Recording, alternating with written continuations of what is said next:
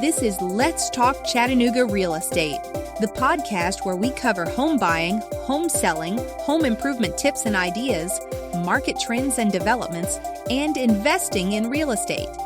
If you own real estate in the Chattanooga, Tennessee area, or want to own real estate here, then you're in the right place. Let's Talk Chattanooga Real Estate is hosted by Blake Watson, a real estate agent and investor in Tennessee and Georgia, brokered by eXp Realty, LLC. Let's Talk Chattanooga Real Estate. I'm Blake Watson, an agent with eXp Realty. Welcome to the podcast. Billy Weathers from RE/MAX Properties. Great to have you, Billy. Hey, thanks, Blake. Always good to see you. Good to see you. So, Billy, you and I have been friends a long time. Yep. And we've worked together on a lot of projects. And so I'm glad to get to have you on the podcast. You have been a longtime realtor and investor in Chattanooga real estate.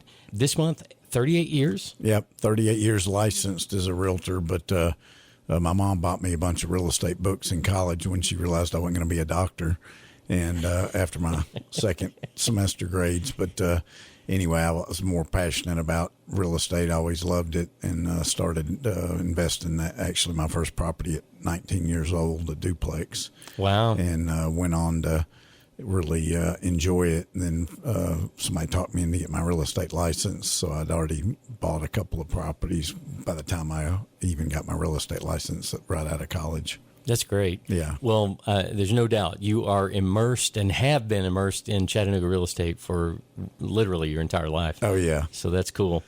Tell us today about waterfront properties. That's what I wanted to just kind of focus on today. Yeah. Waterfront. You've had several lake houses. Right. And we were talking earlier about even waterfront in general. Yeah.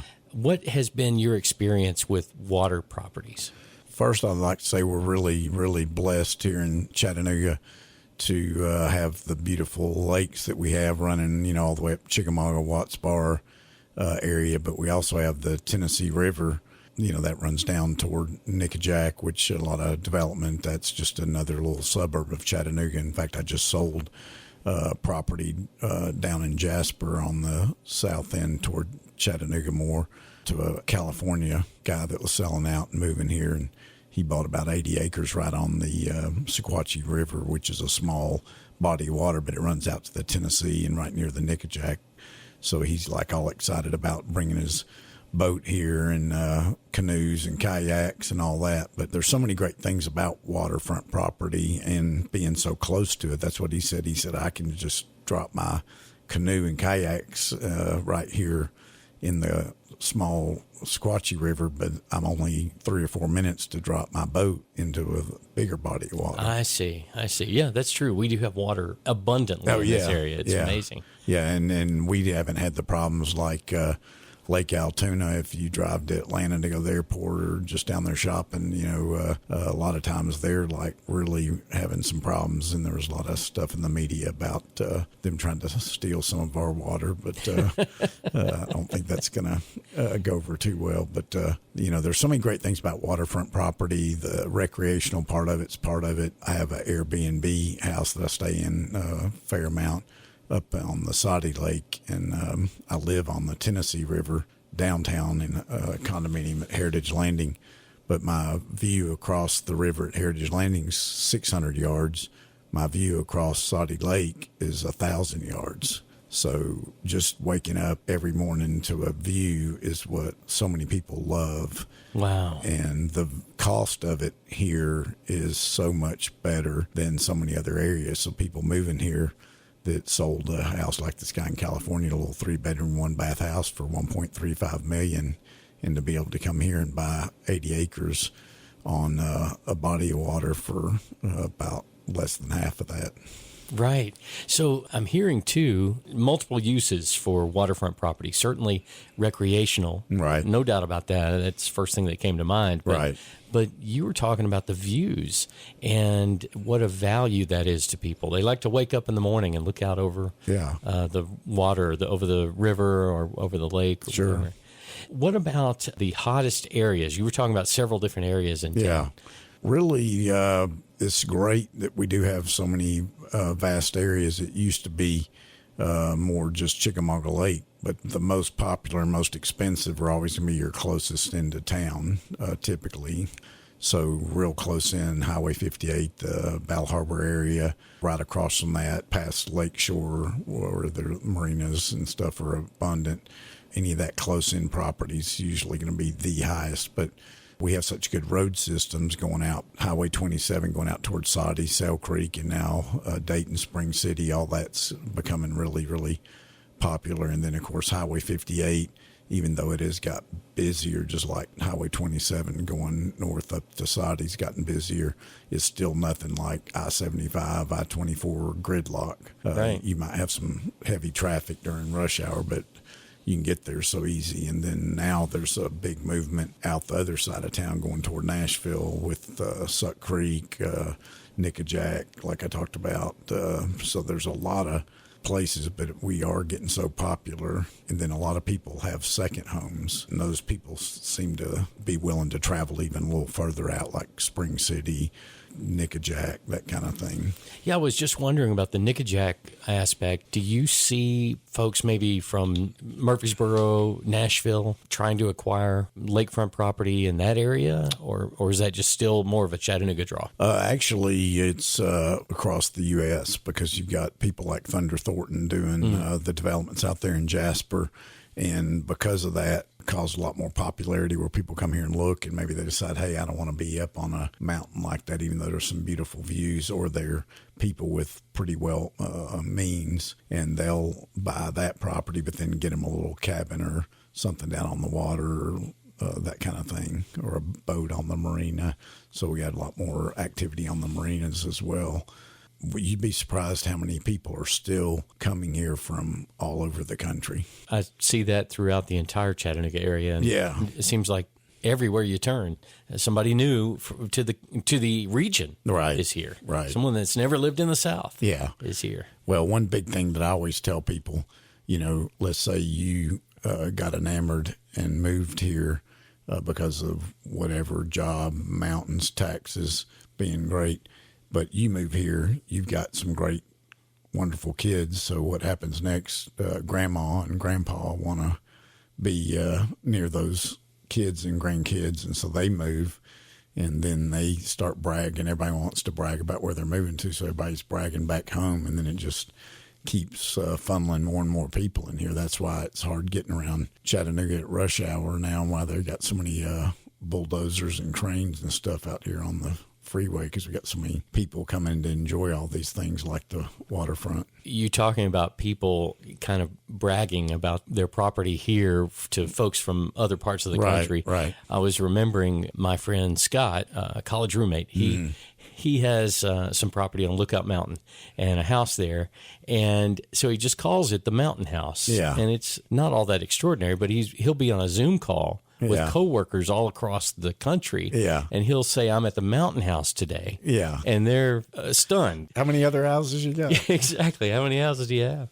So speaking of other houses, let's talk about lake property and water property as an investment. Sure. I know you've done that on multiple occasions. Yeah. And currently you have this Airbnb you were just talking about. Correct. Yeah, we I have a fraternity brother of mine. Now we have a Airbnb. Well, we bought it just more recreation, but I'd had several clients that done real well with the Airbnb market, including some waterfront property. So I said, why don't we give it a whirl? And of course, there's a lot more regulations, so we had to do a lot of extra safety stuff to it and improvements to it. And then we put a fire pit in. We got some kayaks, canoe, game room. We got the garage set up, with a ping pong table, foosball table. We got a vintage bumper pool table for the basement. But the view is what people really love. And, being able to get out on the water in the spring, summer, and early fall. It's gone quite well. The nice thing about having something like that local, as opposed to, say, having a condo in Florida or whatever, you can use it on the weekends. And when it's not being used, or if you have a family event, you can block that off. And it seems like the competition in town for multiple units is a lot more than on the water, because it is kind of expensive for somebody to entry level into that as Airbnb. True. I can see that too. Yeah. When you're looking at waterfront property, there's several considerations you need to have. What would you think about? Need to know about the depth of the water, what happens in the wintertime Right. to the water level. What sort of things would be considered? If you're going to be marketing it to someone, you want it to have decent access, where it's not hard to find. Luckily with ours, we got Walmart, grocery store, Dollar General, convenience store, a little barbecue place, all within about 5 minutes of the house. So that makes it nice. And the highway's pretty close there. So that makes it really nice if they want to run downtown and go to the aquarium or things like that. But there's plenty of friends of mine that have stuff that's way out, Sail Creek, Watts Bar. If somebody's looking for a getaway, they don't really mind that too much. But we kind of like the convenience because we use it ourselves, too. It makes it nice to only be 20 minutes from downtown. Sure. As opposed to an hour and a half up to Spring City. How about docks and the actual access to water? I know there are developments where you have a community dock. Yeah. And then there's, of course, private docks. Sure. Tell me about that. Best to have your own if you can, obviously, which we're blessed to have our own dock. And there's a really super boat launch only about half a mile from our place. And we've had a lot of people that have come in here because the fishing is so popular here, and they have a lot of tournaments and stuff. So I know one weekend last year we had like 4 guys that came in, and they actually brought 3 boats. So that was a little challenging, with parking them and turning them around and so on and so forth. Yeah, I can imagine. That's another consideration when you're doing something like that, is to be able to accommodate some of that, because it is really popular. And the fishermen like it because instead of having to rent 3 hotel rooms or whatever, they can have one house be together, have a full kitchen, laundry room, garage with games and stuff they can play. So it's really, when they pool their resources, it comes out to less than a hotel room each, with a whole lot more amenities and an unbelievable view. So yeah, a lot more fun to hang out together too. Yeah, I'm sure. yeah. If you're here for a tournament, yeah, I mean, how much more fun is it if you're there with your buddies in the same house? Yeah, and talking about the one that got away. Yeah. That's great. Yeah. What about the TVA? Are there permit issues that we need to be thinking about with docks? Or is that just kind of one of those things that if you've got a dock, you've got one, and if you don't, you're out of luck? No, you're not out of luck. TVA does their homework when you're trying to put in a dock, but as long as you're not on a major traffic route for like the barges and river traffic, like on the main channel or whatever, you have a lot easier time to get a dock. They usually take in consideration your neighbors and such, but they'll usually, if you have a good plan, they'll let you, work with it to a point. Let's talk specifically about your property because you're going to be preparing it to list? Yeah, we're actually have some other investments we're looking at. So my partner and I have been talking. We're probably going to put that on the market as soon as we get the basement finished, where it'll accommodate more people. We did about $60,000 in revenue on it last year with only being able to sleep 6 and with blocking off a good bit of time for ourselves. You market it obviously on Airbnb, but Right. also are there other ways that you market it? I'm sure you have friends. Yeah.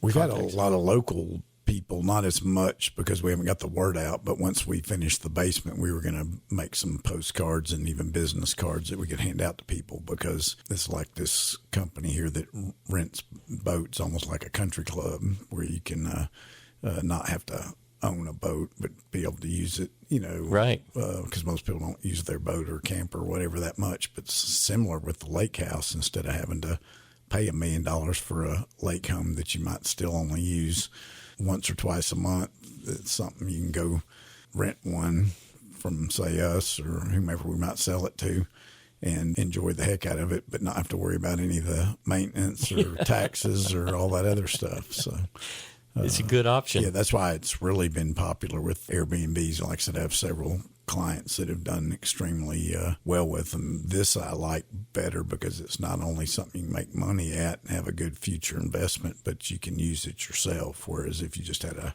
regular house you were Airbnb in and you already had a house here in town, you're probably not going to go spend the night there unless it's just a location that, happens to have some things that you like to do. But with the lake house, it's a whole lot different, for family gatherings or church groups or whatever.